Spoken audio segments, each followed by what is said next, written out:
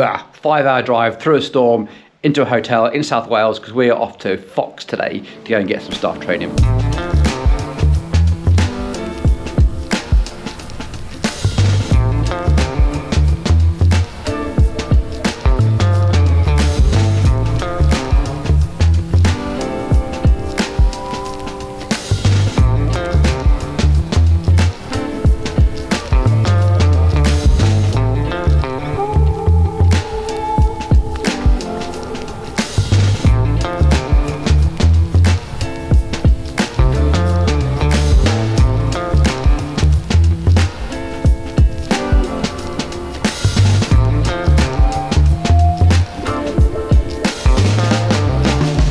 There's every single bit of variation in fork here, whether that's chassis all the way down to the rake, the colour. And there's so much now. Yeah. This is why reps come around and say you've got to put some orders down. I'm like, yeah, but what do I order? What do I hold in stock? It's impossible. So you've got 36s here, but then there's probably about 10 different variations of 36. It's wheel size, travel. And it's really hard to say, we're a Fox dealer, because where do you start? Exactly. It doesn't matter what you order, it'll be the wrong thing. Silly, you can see you've got a lathe. So we've got a lathe milling machine. Don't use them as much as we once did. This is what we need, I reckon. But it's very. We need a lathe. We've got a lathe coming. Have we actually? Yeah, we've got a little. My dad's mini lathe is coming to the shop. So we are just back from Fox down near Newport, and it was a bit too loud and stuff to record everything now. So we're going to sit down and have a chat and sort of review it in our own mind, what we learned and what the purpose was, and try and talk you guys through what we actually did when we got there. So excited for me because Fox have not offered training for a long time. I've never been on a formal Fox training day, and you've only been taught suspension from what you've done in your apprenticeship with us. So for me, it was a chance to go and put faces to names, and also to make sure that we've been doing things correctly. More to the point. And I think the team down there were excellent, weren't they? They were. It was bigger. I think there was more people working there than I kind of expected as well. Interesting. They had 6 bays, I think, didn't they? 8 maybe. 8 bays actually. There's about 6 people working there at the time and doing various different things. For me, one of the pros and cons between RockShox representing and Fox is always RockShox is much easier to service. You don't need as many specialist tools, etc., or you don't need nitrogen, etc. Whereas Fox is potentially higher quality and better performance, but if you can't service them as frequently, then you don't get the benefit of that extra performance. So they need service centres like this, which can get their forks performing. When I first said, let's go and see Fox, what was your thing that you're looking forward to? I was pretty keen because, as you said, I've not really done any proper suspension work. I've done lower legs and air cans, and I've taken a couple of dampers parts in forks and stuff like that.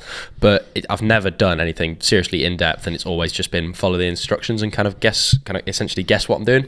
So that can be a little bit scary when you're kind of working on all this sort of stuff that's very, very expensive and pretty delicate at times as well. And it's I was quite excited, even if it's just to go and watch how someone else does it and see, all right, actually, this is fine what I've been doing. And it's actually you have a bit more confidence in following the instructions because you can see exactly what they're doing and working out essentially how you can treat this sort of stuff and do it properly. The instructions are really good, but some things are a little bit vague, especially relating to nitrogen charging and the fill machines.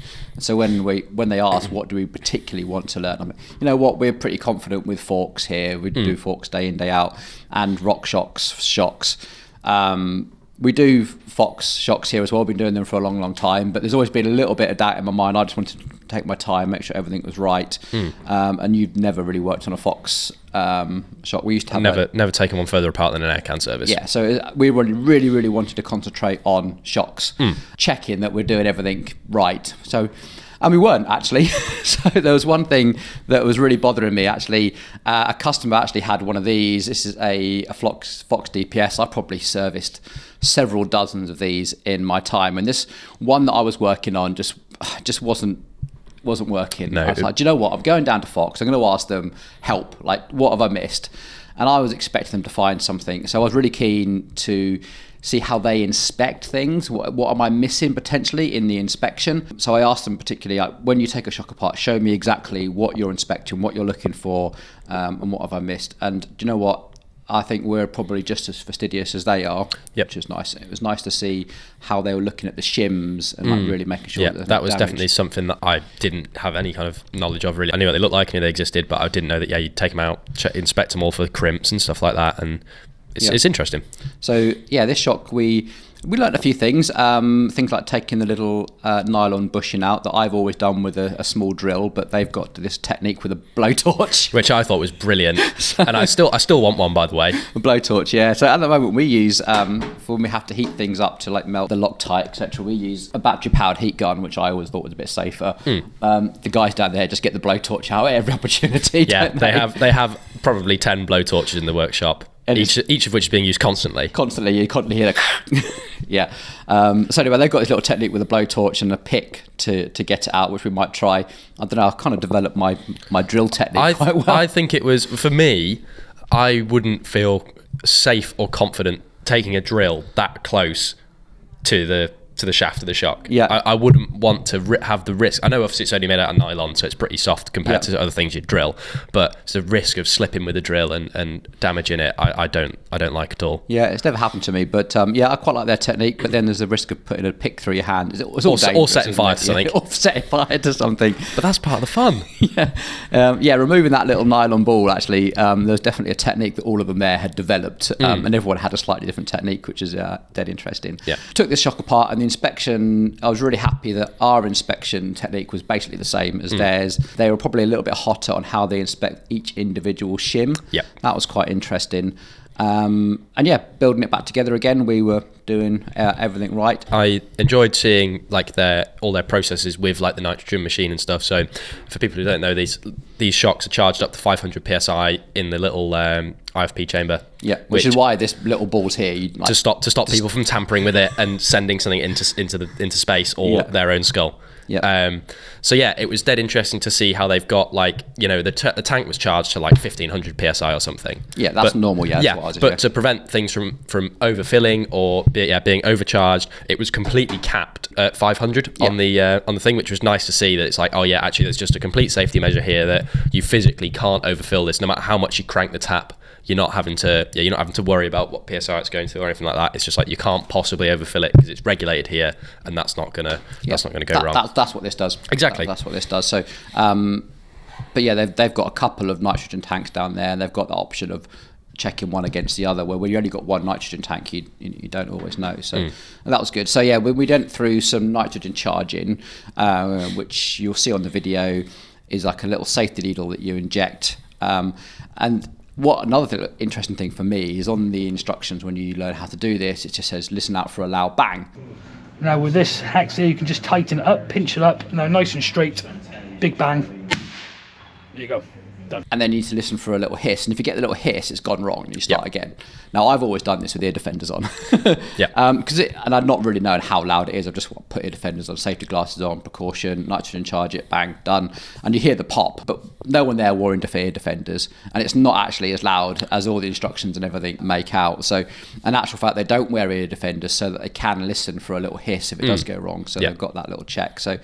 It was nice to see people just doing it so casually. Because we probably only do this, I don't know, 4 or 5 times a month at the most. Peak summer. Probably summer. Once a week at most. Yeah. And so just to see that casual use of it and how they had their safety sort of set up, and they were also used to that pop. It's quite a loud pop. Yeah. So we're doing everything right, probably being a little bit overcautious. But I think I'd rather be overcautious than gung ho. Yeah. And for me, I've just learned that I just need to do something to make sure I can hear for that hiss, so I know that I've got a really good charge and that sort of thing. So I'm really happy that I'm sharing it with you guys. We're not all perfect. We're on a learning curve like anybody else is, and it's always constant development. So we've immediately taken something away from that, which will apply to our practice and make it better. And after that, we wanted to look into their X2 shocks. So after lunch, wanted to look at these. Now we've been servicing these for a long time, and they're actually quite easy to service these. But they do need a lot of tools. Yeah, it's like a Mavic free hub, isn't it? Yeah. It's like, it's not actually that difficult, but you just need 1,001 tools to take them apart. So the tools you kind of need is you need a very specific air can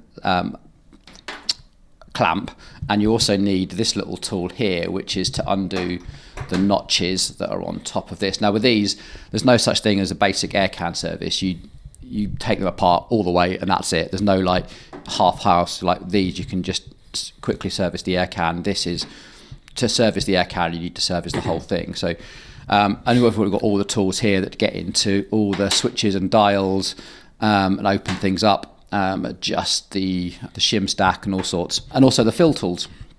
Because the big thing with these is that they need to be bled, and you use something called an Andreani machine, or they actually call it a shock vacuum pump, I think, because there's a few brands that make them, Labour 7, etc. And it's one of those things that we haven't invested in yet because the volume of these that we do isn't that great. They're not massively popular shocks.